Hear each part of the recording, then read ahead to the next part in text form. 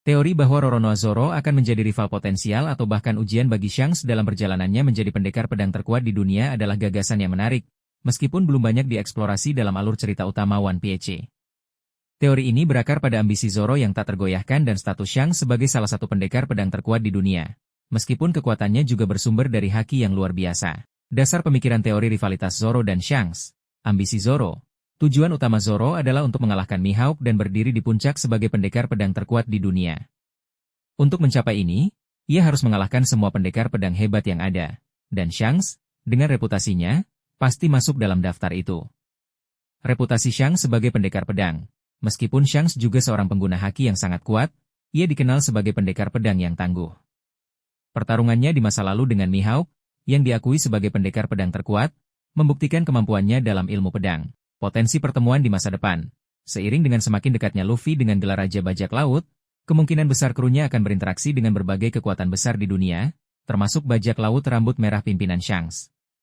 Pertemuan ini bisa menjadi panggung bagi konfrontasi antara Zoro dan Shanks.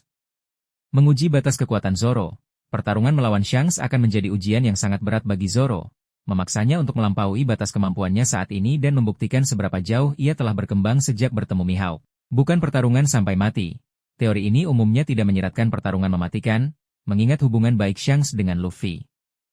Lebih mungkin ini akan menjadi bentrokan kehormatan atau ujian untuk mengukur kekuatan dan ilmu pedang masing-masing.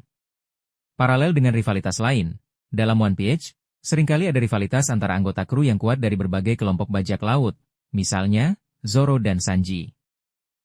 Rivalitas antara Zoro dan Shanks bisa menjadi contoh lain dari dinamika ini di tingkat yang lebih tinggi. Kemungkinan skenario pertemuan dan bentrokan.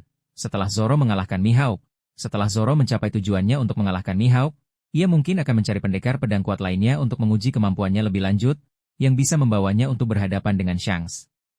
Dalam konteks perang besar terakhir, di klimaks cerita, ketika semua kekuatan besar berkumpul, Zoro mungkin akan berhadapan dengan Shanks sebagai bagian dari konflik yang lebih luas. Pertemuan yang tidak sengaja, kru topi jerami dan bajak laut rambut merah mungkin bertemu secara kebetulan di lautan, yang bisa memicu konfrontasi antara Zoro dan Shanks karena ambisi Zoro.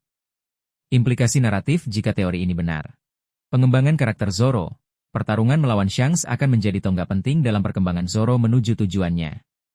Menunjukkan tingkat kekuatan Shanks, bentrokan ini akan memberikan gambaran yang lebih jelas tentang seberapa kuat Shanks sebagai seorang pendekar pedang, dibandingkan dengan Mihawk.